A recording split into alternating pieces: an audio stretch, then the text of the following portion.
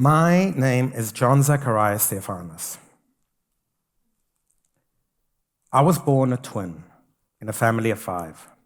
I'm also gay, a reality that I did my best to hide from everybody for a long time.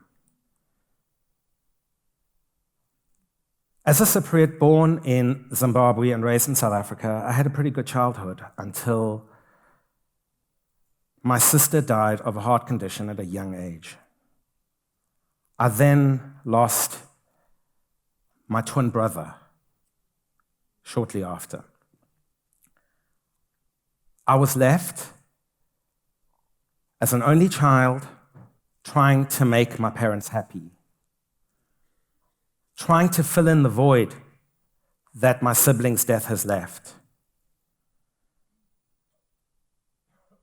Coming out to my parents was not a good thing, so I kept it to myself for a long time.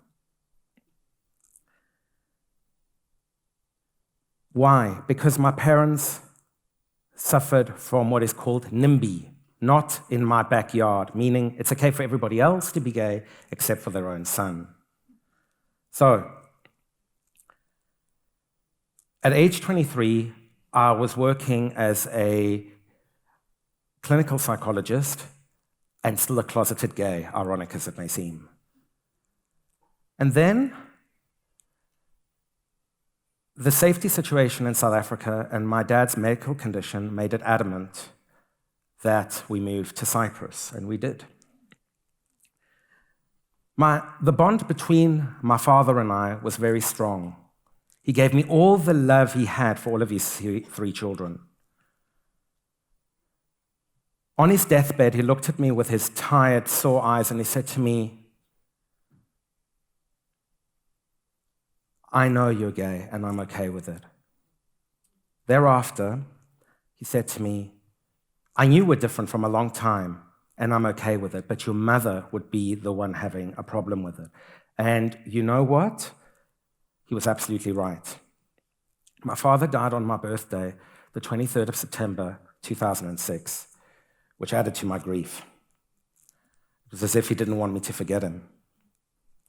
Anyway, after that, I thought it was a good idea to come clear with my mother about my sexual orientation. I spoke to my mother, but she wouldn't hear it. She says to me, "I don't want to know. Don't tell me. I don't want to hear it." This killed me because all I wanted was my mother's acceptance, which I never got. Then, my instinct told me, try again. I did. The rift between my mother and I grew, and we kept arguing, we kept bickering. Things just didn't work out between my mother and I. One morning, I had a huge argument with my mother, and I went to work. That morning was the 2nd of September, 2010. My mother was making preparations for my father's memorial service, and I tried to call her all day, but I couldn't get hold of her. Anyway, I went home and I found her dead on the floor. Immediately, I fell on top of her. They then took me to the hospital. I woke up a few days later in a semi-conscious state. The doctor broke the news to me about my mother's passing. At that stage, I made it to her funeral in a wheelchair. I couldn't support myself. Then I returned home while I was still on bereavement leave from work. Having returned home, I returned to an empty home and a broken heart. I just didn't know how to move forward.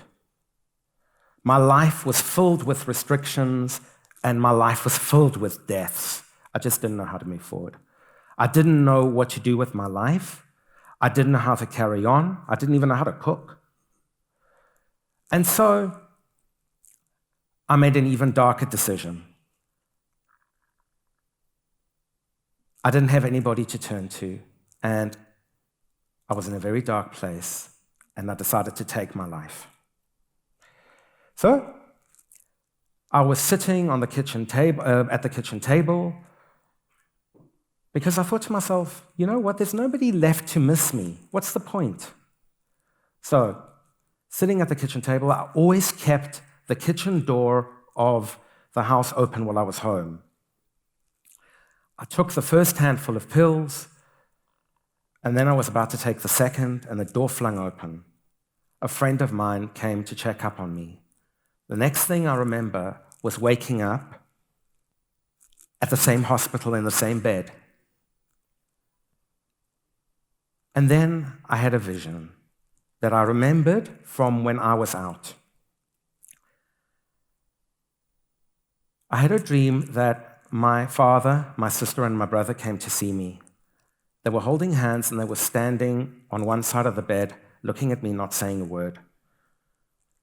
My mother was standing on the opposite side of the bed on her own. She said to me, "You've done a lot of things in your time, but this has to be the peak." I know, I'll admit. I didn't understand, but I do now. I'm sorry. Please forgive me. You need to forgive me in order for me to cross over. She said to me, "All four of us have written our stories. You now have to write yours. Your life isn't finished. I need two things from you. I want you to find a good man to love you and to give you all the affection that you crave, and I want you to help other parents who are in this situation and help them and make them see the light before it's too late." So, she said to me, "For now, you need to let me go, please. For your soul and for mine, please forgive me." I felt forgiveness was present. She then crossed over to the other side of the bed. They joined hands, and they turned around and they walked away. I then woke up a few days later, still in a bit of a groggy state, but I remembered what had happened at that stage. So then, this is the speech that my mom told me. At that stage, my mom had given me her advice, and I decided, you know what, I'm actually going to carry on. So it was time to reach out. I did a search on Google, and I found out about Accept LGBTI. It's an organization that advocates for equal rights and gives a voice to the LGBTI community of Cyprus. Being part of Accept at that time was hard because Accept was still in its infancy and was based in Nicosia, but I used to travel every weekend to spend time with them. I even used to take work off my annual leave. I used to take leave from work, and I used to come over to spend time with them because I felt as if I had found people that I connected to, and I needed that. I then discovered the rainbow meetings that Accept had. These are support structures, and they are meeting groups where LGBTI people and their friends can meet up. I felt as if I had found my tribe for the first time in my life, and finding my tribe has been life-changing for me. Living in Paphos at the time, I decided that there was a need for an LGBTI community to be set up, so I decided to bring the rainbow meetings to Paphos. I set them up, both in Paphos and Yeroskipu, for the parents and for LGBTI children to attend. My photos and my name became known because of this action through media, through newspapers, etc. Eventually, I actually saw a rise in the LGBTI community coming out of the closet. But this had a boomerang effect on me. I received death threats on the phone. My house was vandalized. My windows were broken. My house was spray painted everywhere with homophobic graffiti, telling me they wish I was dead, I'm gay, I don't have a right to live, etc., etc., etc. And then, at night, I would sit in the middle of the house, scared, alone, hoping that a rock or a stone wouldn't hit me.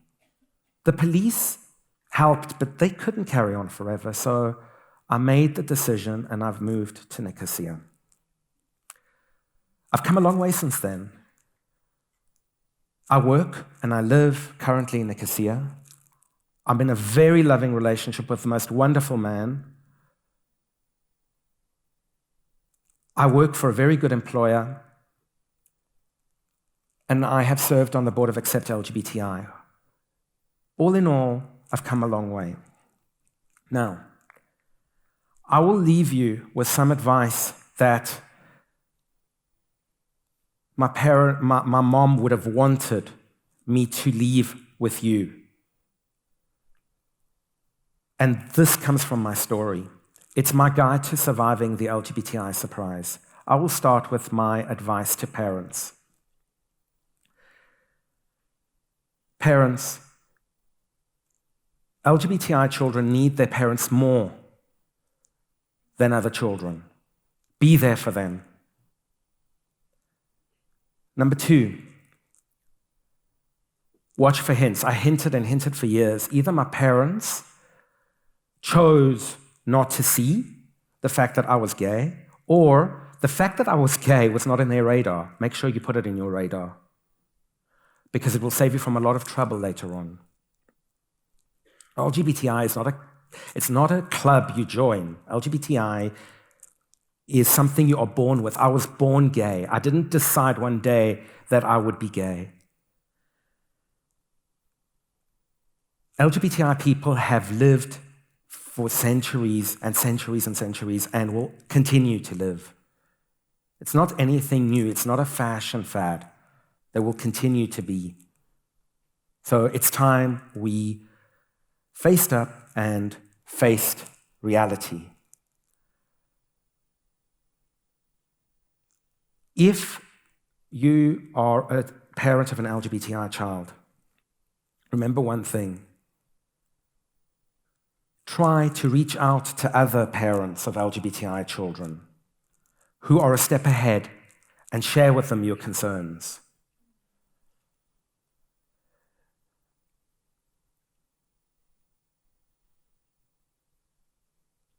It's really important what I'm going to say now. It's about love, and about sharing love, and about unconditional love. If you withdraw from your LGBTI child when that child comes out, you're also withdrawing your love from that child. You're withdrawing the affection that you have with the child. Remember one thing. When you say, I love you, but is not unconditional love. Love without conditions is true love. Love with conditions is not love.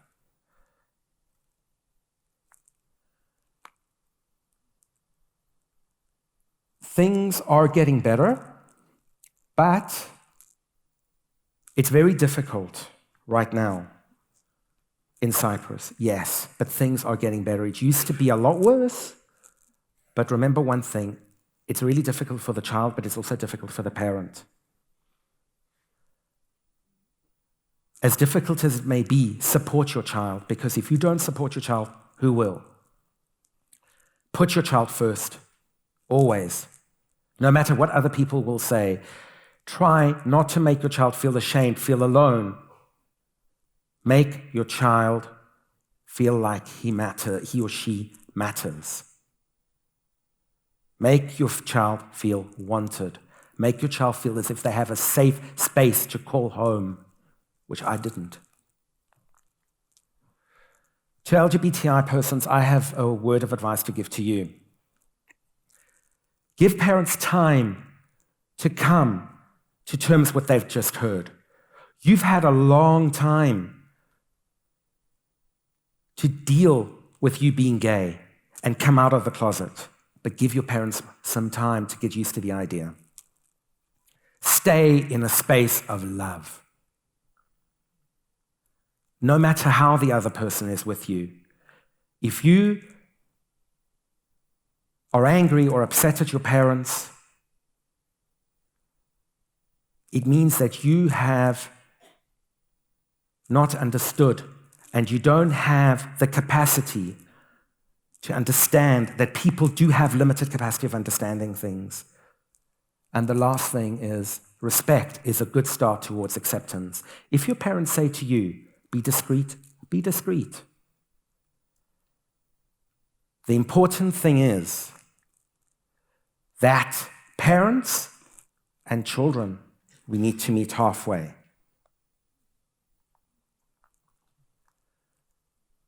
LGBTI children of all ages, all over the world, please continue to fight for our rights and for our continued participation in society. Please.